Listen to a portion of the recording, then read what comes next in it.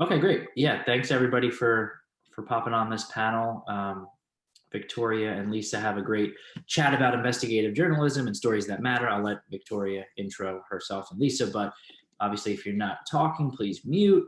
If you have any issues that you want to discuss on the chat itself, just put it in the chat feature on Zoom, and then use SPJR1C as a hashtag if you want to keep the conversation going on social at all. And yeah, just thank you so much, Victoria and Lisa and Bill, for being on and making sure it's recorded and people are able to see the presentation. But pass the baton over to Victoria and kick it off. All right, so I'm Victoria Sundquist. I work for Hearst Connecticut Media. Right now, I work as a newsroom data analyst, so I work a lot with metrics, but I've also done a lot of investigative projects. I worked on a big Boys and Girls Club and sexual abuse investigation that we're going to talk a little bit about today. And I'm currently working on investigating school superintendents in Connecticut. And Lisa, you want to introduce yourself? Yeah, hi, my name is Lisa Yannick Litwiller. I'm the Director of Audience at the Center for Public Integrity. I just started there a month ago. I came from Hearst and worked with Victoria at Hearst, Connecticut for a bit. And we worked together on that investigation that she mentioned that we're going to talk about today. And on other things, also, we worked on a lot of audience projects together. So just a note and a trigger warning at the beginning that we are going to be discussing some sexual abuse investigations that we did. So, if anybody is triggered by that or feeling that it's difficult, we will not be offended if you need to jump off at any point. And feel free to put questions in the chat. So we're going to start out by talking about investigative journalism in general, and how you find stories. And then we will go in and talk about the specific project that we worked on and kind of go over how we used some of these techniques and how we presented the project. So why don't you kick it off? So there are a lot of places where you can find interesting stories. So just looking around at your community, maybe looking at your community as a tourist, sometimes finding different ideas that way. I use social media a lot. I've used public documents a lot. Having conversations. I think the real key to finding interesting stories is to nurture your own curiosity, ask the questions and seek answers, and it often leads to interesting stories. And sometimes it could be you're talking to a friend about something or a neighbor and they tell you something really interesting, and you want to follow up on that, and they might ask you a question and you don't know the answer, and then it leads to like, let me look into that. Why isn't this happening in my community? Or why isn't this something that's readily available? I like to put Google first on the list. It's a pretty obvious thing, but you don't always think about it as an investigative journalism tool. But sometimes just Googling something, you can find out whether it's been done before or not. You can find out where the information is available that you need to start out with. So it's a good starting place. Also, like Lisa mentioned, public documents, really important. Could be court documents, could be documents in meeting notes, meeting minutes, could be something in City Hall. And you sort of have to just start thinking about what documents might this agency have, because anything that lives in a public agency is usually a public record and something that you have access to. And it's just a matter of asking for it and knowing that it's there so that you know what to ask for. There's also a lot of public databases. I know in Connecticut, for example, the state has put out a data portal. So they have education data, and they have, they have crime data, they have completion rates like graduation rates and things like that. So you can start poking around in what is already available and what can you do with this data when you want to work on a good story. You obviously have access to public officials. You should be able to ask them anything. Sometimes they make themselves less accessible, but they should be, they're working for the public. They should be available to the public. Newspaper archives and libraries. I've used LexisNexis a lot, but our own newspapers also have archives that you can dig into. It's not all digitized. Sometimes you have to go to the library and use the microfilm machine, but you can find a lot of information that way. And sometimes just by talking to other journalists, right? And colleagues, and whether it's through the SPJ or another organization that you might be part of. And yeah, Nexus is also really good to search legal documents. Lisa? A really important piece of identifying a story and then determining if it's something that you're going to dig into is deciding if you can do it by yourself or if you need more help or a team. The best way to do it is to sort of map out your plan. Victoria and I use something called a North Star sort of map. We said, this is sort of the idea of our project.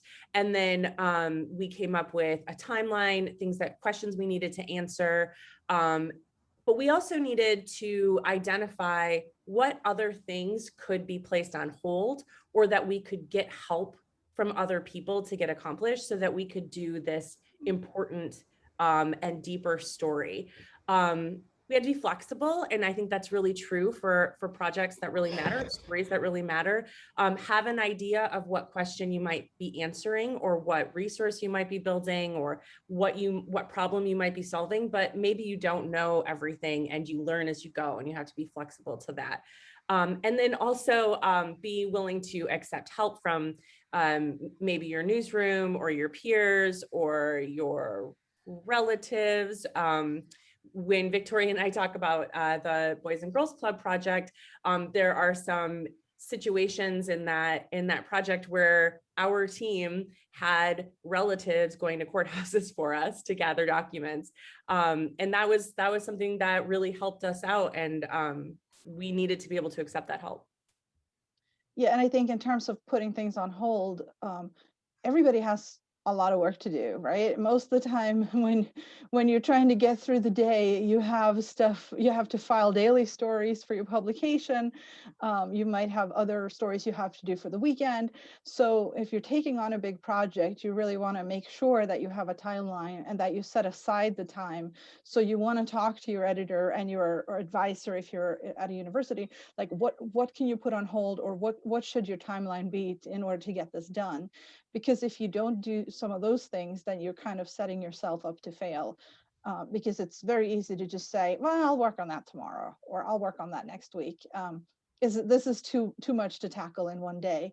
So it helps to break it up into smaller pieces, have the timeline, and then map out how you're going to have time to do it. And just to add on to that real quickly, one question that I've asked myself before when I'm determining my timeline and where to put my effort is, what's more important than this thing that I want to accomplish? If a daily deadline is more important, then that's what you do. Otherwise, focus on the big thing.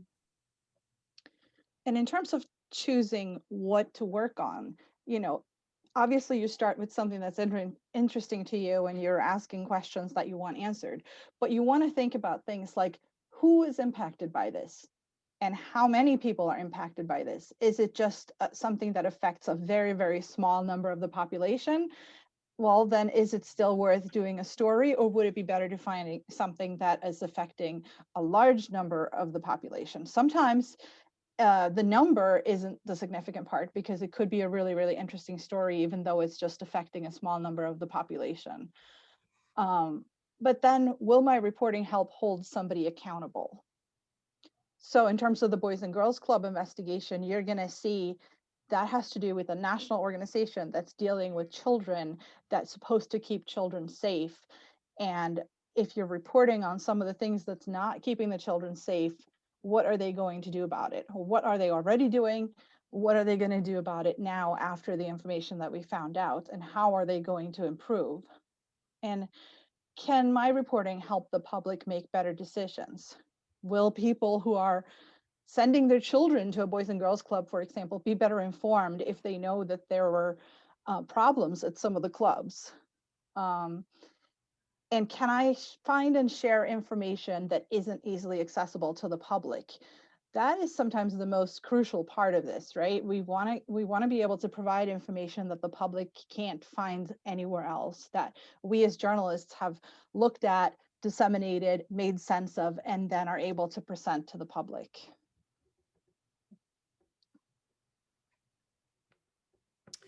The next thing that you would want to think about, and something that we started talking about right away with the Boys and Girls Club investigation, is how would you present this information? What's the best possible way to share the information in a way that your audience can really understand it and consume it?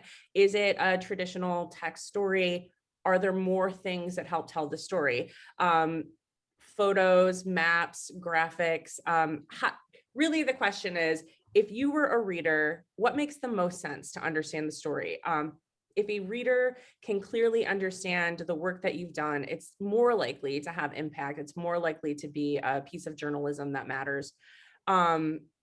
We asked ourselves, and it's an important question, is it important to make the data that you're looking at accessible? What of the data should be accessible to people, and how do you present that information? There are lots of ways to do this. Are there videos? Are there podcasts? And then key to this also is being transparent with readers about how you gathered what you reported on, and really important to track that as you go. So with the Boys and Girls Club project, which you can see on this slide, a peek at one of the graphics that we used in print. We went through thousands and thousands of documents, and we tracked each of those documents pretty meticulously in a spreadsheet. That helped us to be accountable to our project and to our group, and to stay on track, but also to be extremely transparent with readers. We let readers know how many documents we went through. We gathered documents from across the nation, so there were different processes in doing that, and we kept track of all that information. So this is just a preview. We're going to move into the actual project now. We initially published the project in, I want to say, August 2019, right? We published it over 4 days, and these were some of our initial front pages. And then a year later, we did a follow-up because we'd still been tracking some of these cases after we initially published, and there were more people coming forward, more lawsuits being filed, people reaching out to us, talking about what had happened to them after we ran the initial project. And we were able to talk to some of the victims as well. And so then we did a follow-up on that, and we are still tracking these cases. I should mention, we are still following up. There's a lot of cases still going through the court system, and unfortunately there's a lot of cases, there's a lot of people still being arrested for misconduct and sexual abuse.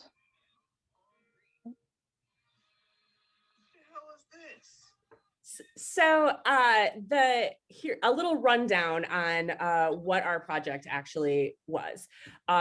We investigated child sexual abuse connected to Boys and Girls Clubs across the country over decades, and we did all of the original information gathering to get it. The story, our investigation found almost 400 victims at this point over the 18 months that we've been working on investigating. Gosh, is it almost 2 years? Actually, it's 2 years this month that we started. We've hit 35 states and still vetting stories. We identified a lack of transparency, accountability, oversight, communication through the organization. It took us for this story, 5 reporters, 2 editors, 6 months, 3,000 hours of staff time.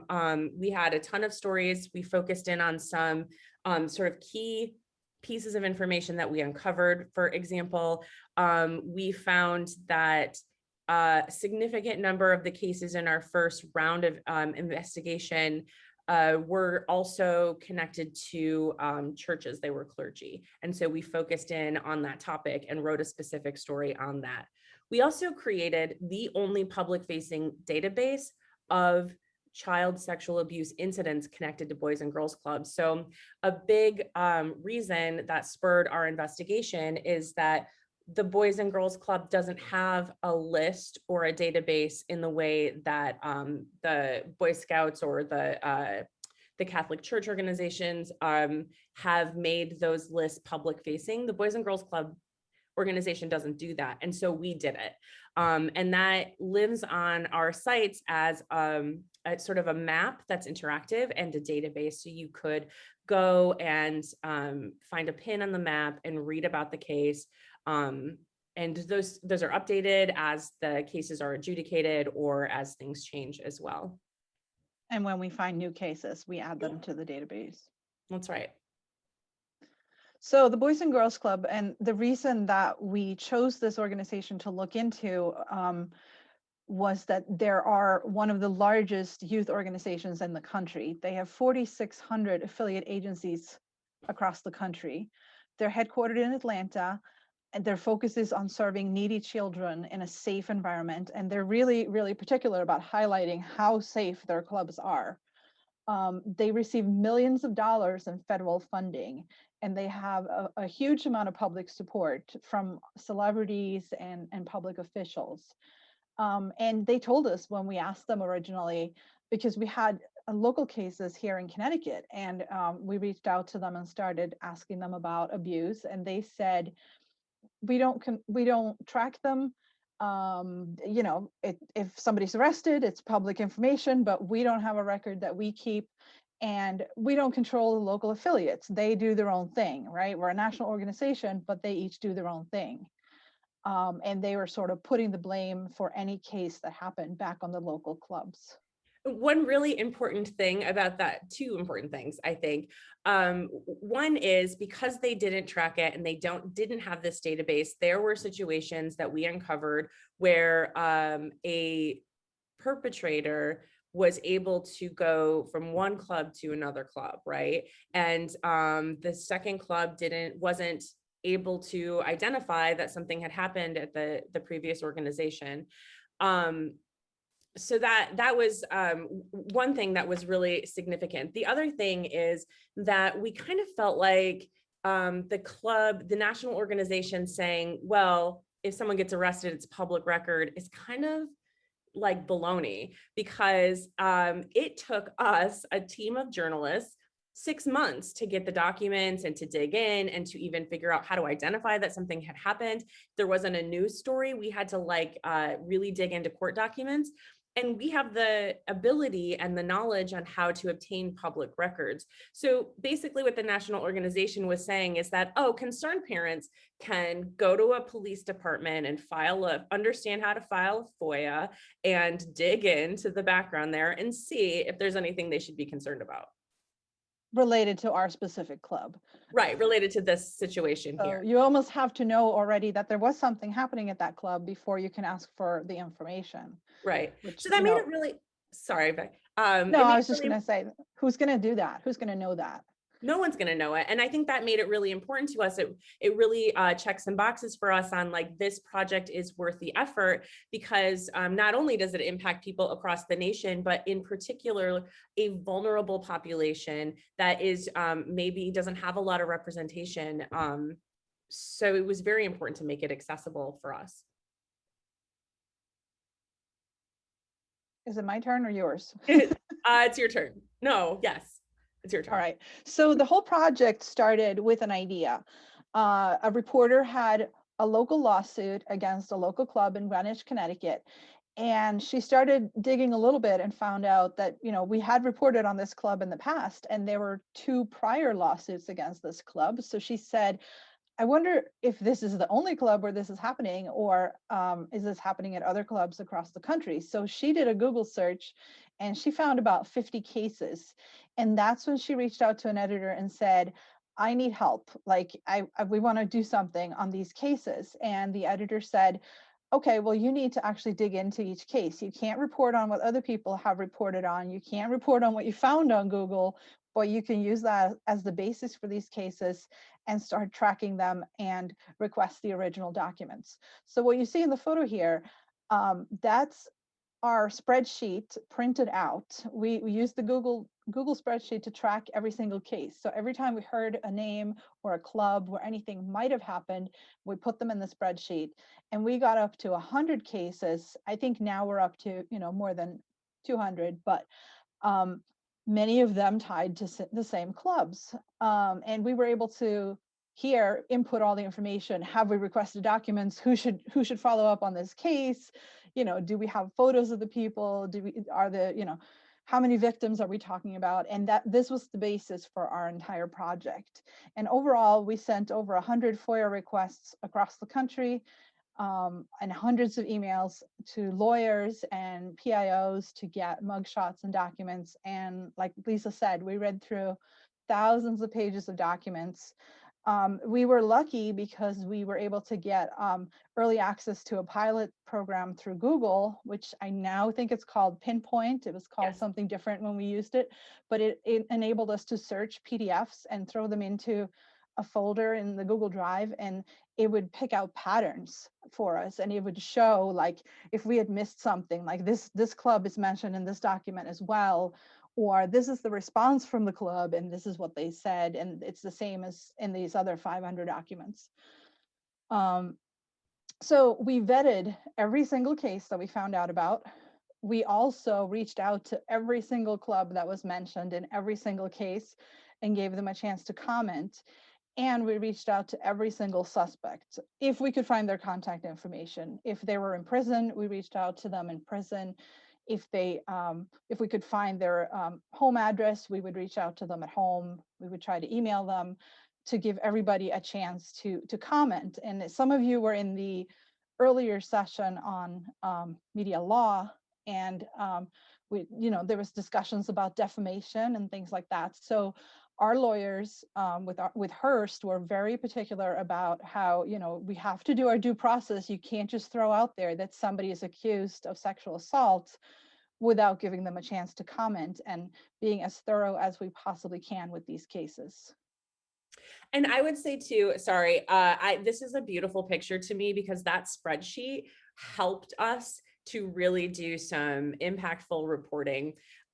All good investigations have at its center a beautiful spreadsheet. So don't be afraid of spreadsheets, and really think about how might you segment the information that you're gathering in a way that further down the road you can identify patterns and similarities, and also if you have a team, like be able to assign things out on the spreadsheet or keep notes. It was critical for us to have a clean central spreadsheet. And this linked to every single document that we got as well. Yes. And we did have a discussion in building our database whether we should make all the court documents public, and decided against it. Normally, we would upload as many documents as we could for the public to see, but there were so many of these lawsuits that identified victims and minors and had so much personal detail that we decided it was not worth it in this case, the effort that it would take to go through every single document to redact so much information.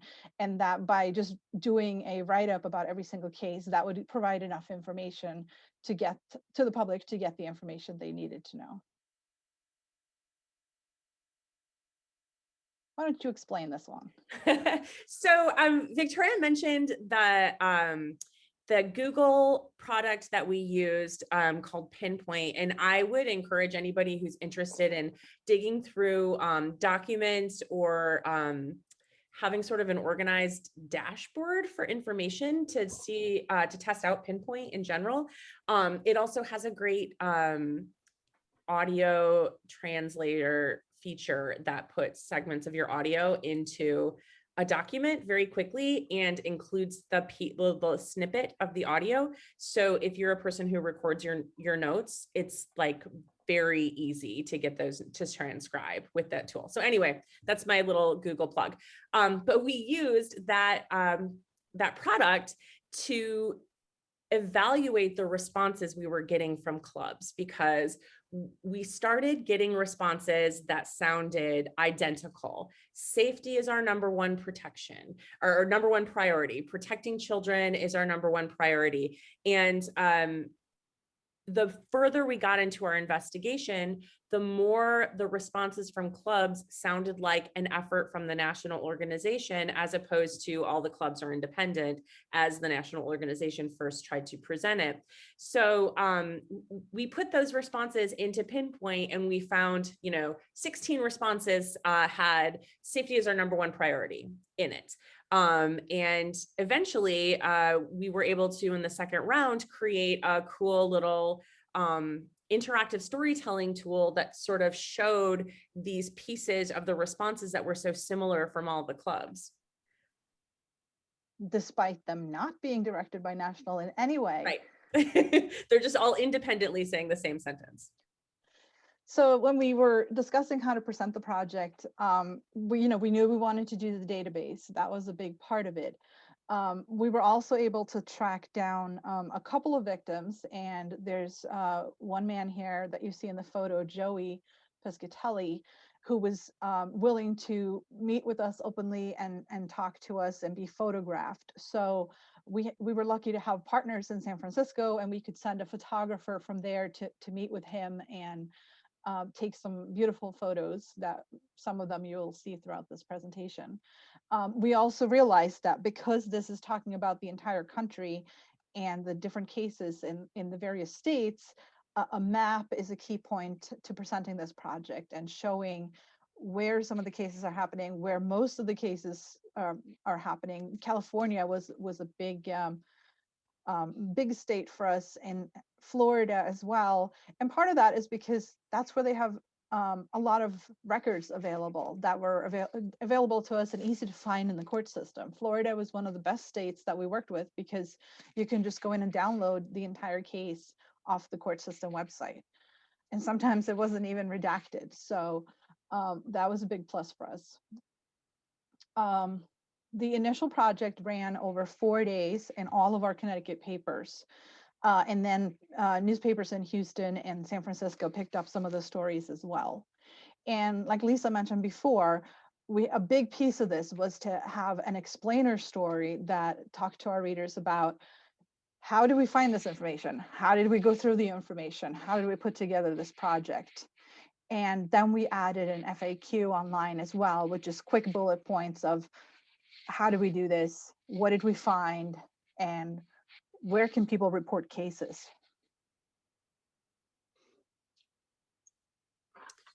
So as I mentioned earlier, we created the first public-facing database that details incidents of sexual abuse connected to Boys and Girls Clubs across the country, going back like 70 years. So this is like incidents that happen to people who are like, children now to adults now.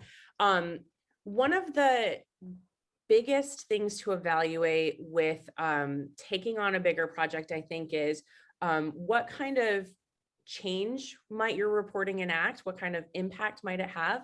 And for us, within 24 hours, Boys and Girls Club of America announced publicly that they would be taking steps to improve their safety and transparency. So they hired an independent firm to review the safety procedures at all the clubs, which took a year. We actually had to keep asking them what was going on with it.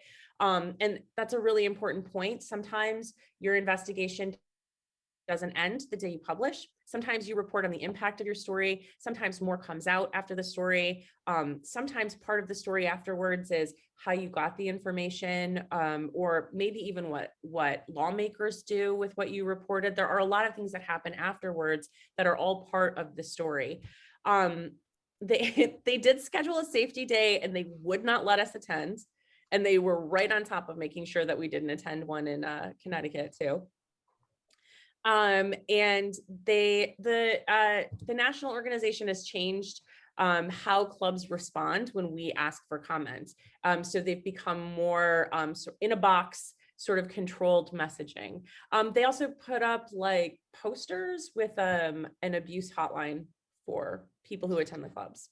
Yeah, and I think important to point out their safety review found that there were a lot of inconsistencies in how they respond to these cases, and that the national organization needs to do a better job to provide guidelines for this is the process. They need to provide more training for how people report cases, how they can come forward, what happens when they come forward, and how they can get help. And it was very inconsistent in the different states, and some places they had training that they were supposed to do, and the staff never had time to do it. So there's been a big focus for the national organization on fixing some of these things. And in terms of the club comments, we already saw that they were coordinated, right? We suspected that they were coordinated, but after this, they now have a blanket statement that every club, no matter how small, sends out. It's identical, but it puts a lot more focus on the victims and how sorry they are that anything happened at their club, and how, you know, how disappointed they are, and how they hope that, you know, the victims can move on from this. So it seems like they've had a lot of coaching and legal advice as to how they should be dealing with these kind of situations. And just to add to that, one thing that you said really quickly, they are now holding affiliates to more account in doing that safety training. And that's really important because one of the things that our investigation really uncovered is that when a club strays, when a club leader or an organization strays from whatever the safety protocol is, like a too deep leadership, or you don't have one kid in a car with one adult or whatever, that is when these vulnerable populations are the most likely to become a victim. And so not having a standard of safety and holding clubs to account, that's really where things go wrong. And this is sort of a fun slide that I like to add at the end. We had a lot of learnings on this project. You know, there were veteran reporters as well as very, very new reporters who worked on this. Young people and up to myself and Lisa. I'm not going to say our age, but we're not that young. So, but all of us learned something. And one of the things that was really interesting is money orders. A lot of states required money orders for getting documents. So we had to figure out, how do you get a money order?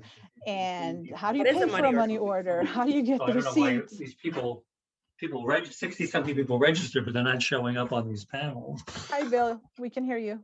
Odd. Can I hear you? Yeah. We also learned what's a 18. fax machine and how do you find one? Because many states, many courthouses in particular, required They pay you. documents to be sent in via faxes. And you need a lot of patience to work on this. Sometimes we got documents in a few hours. I think my record was 9 minutes from a place in North Carolina. But Juneau, Alaska, for example, it took 3 months before we were able to get a simple court file sent to us. The first courthouse claimed that it was in transit to the second courthouse, which claimed that it was not, and they didn't know what we were talking about. But we eventually got it with persistence and multiple phone calls. We learned about sending letters to prison, how they need to be addressed. Different prisons have different rules.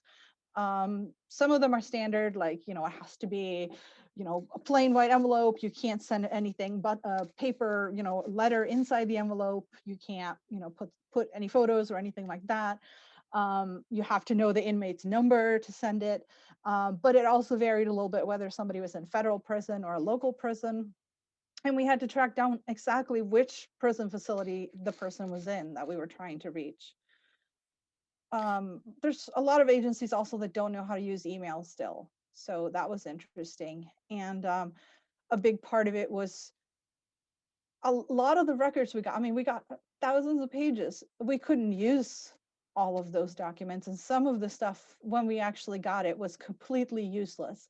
So you have to learn how to deal with that and deal with sorting out whether you should use it or not, and also sort of the disappointment when you've been waiting on a record for 2 months and then it doesn't have anything that you actually were looking for. And then the most important note of all is that it is very traumatic when you're reading through some of these lawsuits and documents, and you know, even if you're not there yourself in the middle of it, you could be reading very, very gruesome details. And it's important to have the team to talk to about that, because we were all reading similar things. So it helped to just be able to bounce off ideas and discuss really horrible stuff that we were reading. But it's also really important to step away when you're working on a big project, whether it's traumatic or not. Take a break, step away, walk away from your computer, turn your phone off for a few hours, just take some time for yourself. even if it's not for trauma, there's that point in a bigger project where you're putting yourself into it, where you literally hate everything about it. That's the point to walk away and come back with fresh eyes, I think. There's a question in the chat. Julie is asking if team members were working on other stories and doing their work on the investigation part-time. So yes and no. We were fortunate that we had, Connecticut has multiple daily papers. So we were able to sort of pull a little bit from each newsroom, and that allowed us to have some people working full-time for a time frame on the stories, but then they had to go back to their newsrooms. So there were multiple times where the reporters would focus for a week on this project and then go back to their newsroom and maybe only do a little bit of the project work here and there while they went back to contributing to the daily work in the newsroom. And that was also really important for us because while we were fortunate to have the resource to pull, we also did not want to anger the editors by taking more than we said we were going to take. So we made sure to give reporters space if their newsroom needed them to go back to what needed to be done in the newsroom and then come back to the investigation. I think it was also important for their mental health. I know a couple of reporters split their weeks where they worked like 3 days on newsroom stuff and then 2 days on this project. And it worked out well because they were like requesting documents, so they could put in all those requests, follow up with the requests from last week, and then while they were waiting for that to come back, they could go back and work on daily stories. Yeah. But like at the same time, get a break from reading court documents and thinking about this. It also reminds me, one hugely important piece of this is that we had a Slack channel where we had a continuous conversation because we weren't all in the same space, in the same newsroom working together on it. So that communication is really critical, especially if you have a team and you have, this isn't your full-time job, this big project that you're working on. It's really critical to be able to communicate in that way and also blow off steam sometimes when you're dealing with things that are terrible to read. And I think, I mean, this was pre-pandemic and we were already sort of working remotely when we were working on this project. So it was a great learning experience to how to communicate with people who are, you know, on the other end of the state and we're not sitting next to each other in the newsroom and working on this project. Are there more questions?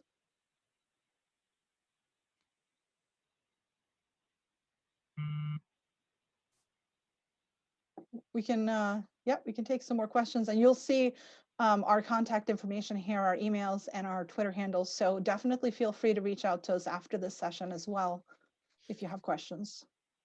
Danielle is asking, how did you create the trust with the team to be open to talk about the subjects?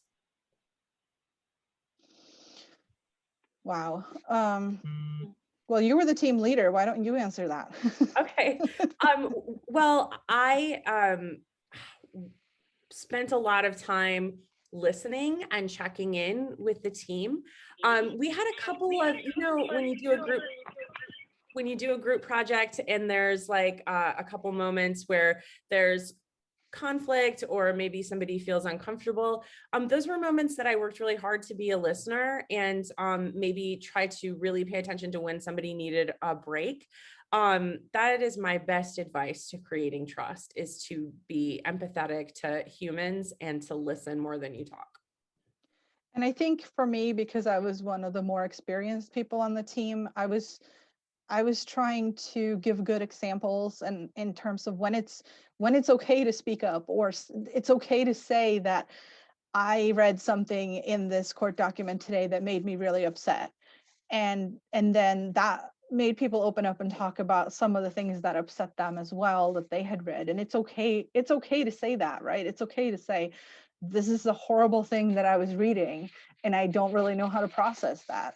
I think one of the things for me that really got me was, it wasn't even like about the abuse. It was a court document that talked about this boy who had gone to his mother to sort of say, no, this person did this to me and I need your help. And she didn't believe him because oftentimes these abusers are trusted members of the club. They're trusted members of the community. They're either volunteers or, you know, like Lisa said, there might be clergy who are volunteering time at their clubs or mentoring people. So a lot of the adults believe that these are good people, and it's really hard to see that they're not. So this mother, not only did she not believe her son, she hit him with the Bible and told him to, to stop telling lies about what had happened. And that, like, I just started bawling when I read that. At that point, it was like, I just couldn't imagine being in that situation and being that child and trying to actually say, this happened to me, and how can you help me? Like, what should I do? And the person you're disclosing to is not even listening to you, but telling you that you're doing something wrong and hitting you. So that was a really tough thing for me. And I think just being able to talk about that and sharing that with the rest of the team made other people come, share other stories and talk more about what they felt. And we also, we had chances to get together a couple of times and just get drinks and laugh about some of the, fax machine issues or money order issues and things like that. Yeah, that bond and camaraderie is really important. And I think you're right, Victoria, you led by example. And I think it's important for a leader in a group like that to ask the question, do you need a break? Have you taken a break from this? Like, to continuously ask, because some people are not comfortable just like saying that they need something right away. There's another question from Benjamin. Did you receive any threats from the organization or perpetrators? If so, how did you handle this? So I think the organization was very good to us. It was more like they were either slow to respond or wouldn't answer our questions, but they were never like negative or threatening to us. And neither were the clubs. Like, they either sent us a very short statement or they didn't send us anything at all. But we did get some letters when we reached out for response to people. We got letters from a couple of people in prison. We did get some phone calls and letters from parents, because many of the alleged abusers were teenagers themselves. There were several like member on member abuse cases where, like a 17-year-old had abused an 11-year-old or something like that at the club. So a lot of parents were involved, and a lot of people, even of people who had been convicted. We had a lot of mothers and uncles and people saying, this didn't happen, you're lying, you need to take this down, but I think there was only one case that was pretty bad, and we sent it through to our lawyers, and we ended up not going through with publishing that case because what they were saying, we weren't able to confirm or verify whether it was tied to an actual club based on saying, or whether the person was actually the same person, because a lot of times people have a very common name. You want to be 100% sure that it is the same person that you're talking about, that the John Smith who's 52 years old was actually the John Smith who was working at the club at that time. I spoke to one of the mothers that Victoria referenced, and her son had pleaded guilty. It was a pretty cut and dry. It was one of the cases that we wrote about that we didn't even have a lot of trouble with our lawyers because it was a very clear, played out in the courts situation. But she wanted someone to listen to why she said her son pleaded guilty, because it was easier than going through the process. And I ended up adding in a quote from her into the vignette that we had written. So I updated it with her point of view. I don't think there's anything wrong with doing that. So it wasn't a threat necessarily, but she was upset and wanted to have her voice involved as well.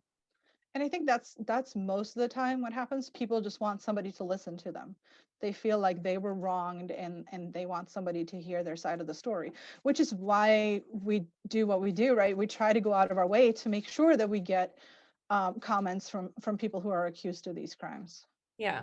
Okay, there's one more question. Do you think the national organization realized how ubiquitous the abuse was, either because they ignored it or because individual clubs didn't report it nationally, and because there was no national database? What do you think, Victoria?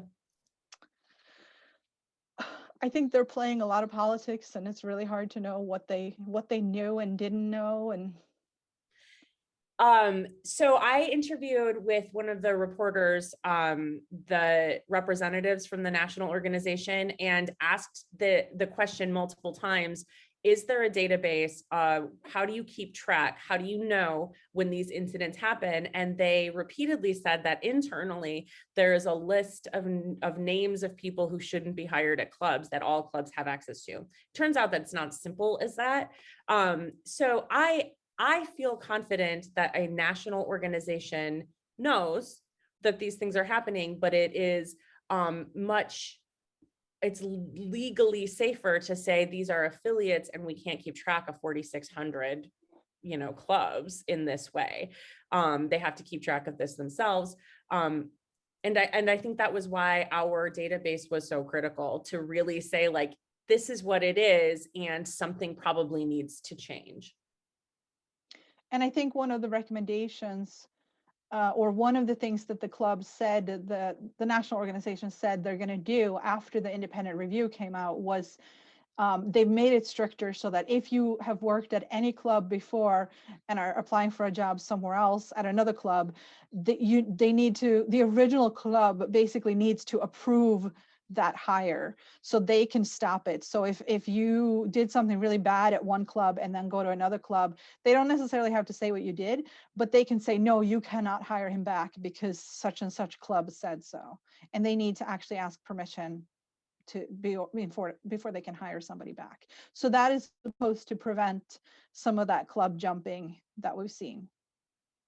And I can honestly see that happening, especially if you're moving across the country. Most of the clubs we found was like 2 towns over, but I can see somebody who worked in Alaska moving to Connecticut and applying for a job saying, hey, I worked for many years at a Boys and Girls Club in Alaska. And, people in Connecticut might not know how to run a background check in Alaska. So. And that's also another interesting sort of side thing. A background check only shows you so much. If somebody was like, maybe somebody wasn't actually convicted, or there's a civil lawsuit against a person for abuse and there wasn't a criminal case attached to it, that may not show up in a background check. The national organization maybe should have a list of people who have been sued civilly for the same thing too, right? Like, so that the clubs can reference it. Well, and oftentimes the abuser was not sued. They were mentioned in the lawsuit, but it was the club that was sued. Because the club is the one that had the responsibility to protect the children, and they are the ones with the money to pay out. Right. So you have to know to look through the documents. Even you can't just look at the docket and say, oh, the club is being sued, it's this guy who did it, or they're saying that this guy did it.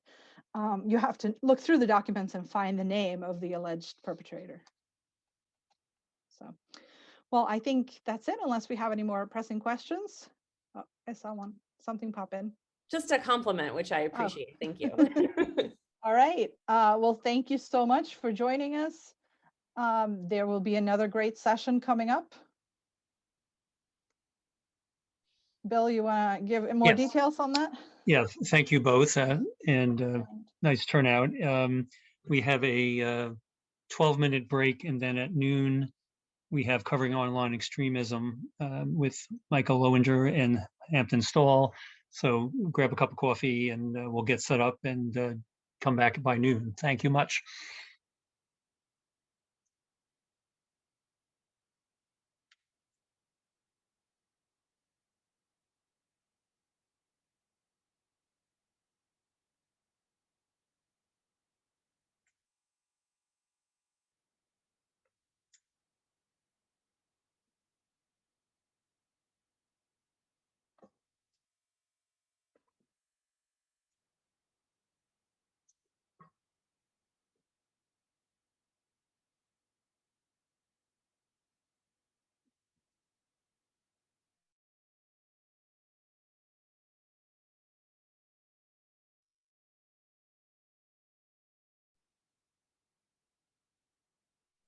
Check, check. Can you hear me?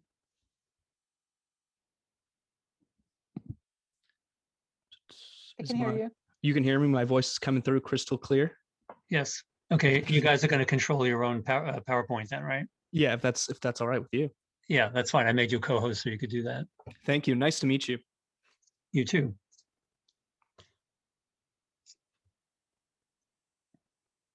Okay, let's give it till noon or a little Yeah, bit yeah. later. Some people tend to drift in.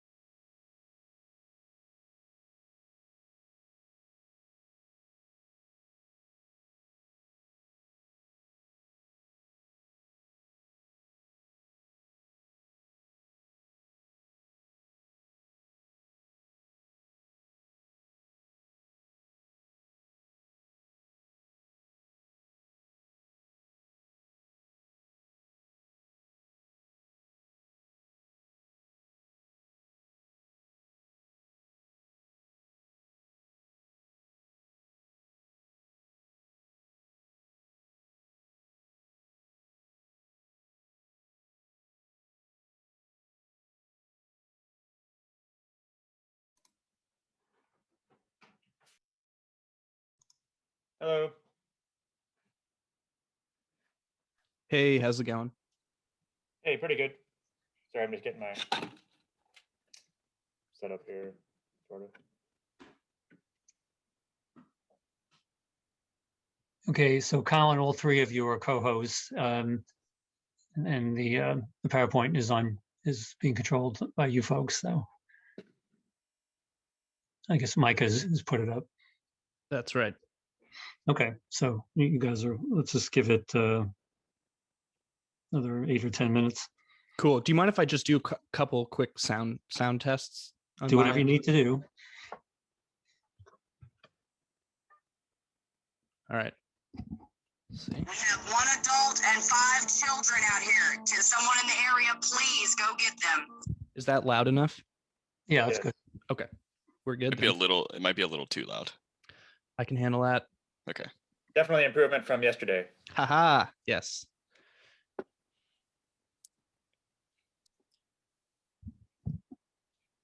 Oh yeah, super cool. Really excited for this. I have some stuff to share at the start, but really brief stuff, and then I'll put some links or hashtags and your Twitter handles in the chat. Okay. Start. And then yeah, I'll let you guys introduce yourselves, just briefly, and then you guys can go through your slides. Great. We'll have 10, 15 minutes for questions at the end. I have some if we don't get a lot from participants, but I'm hoping we do.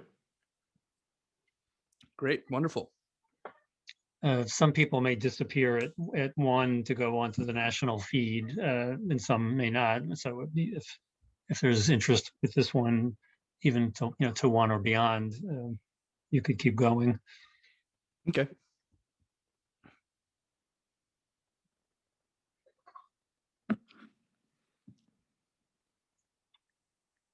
And Bill, you're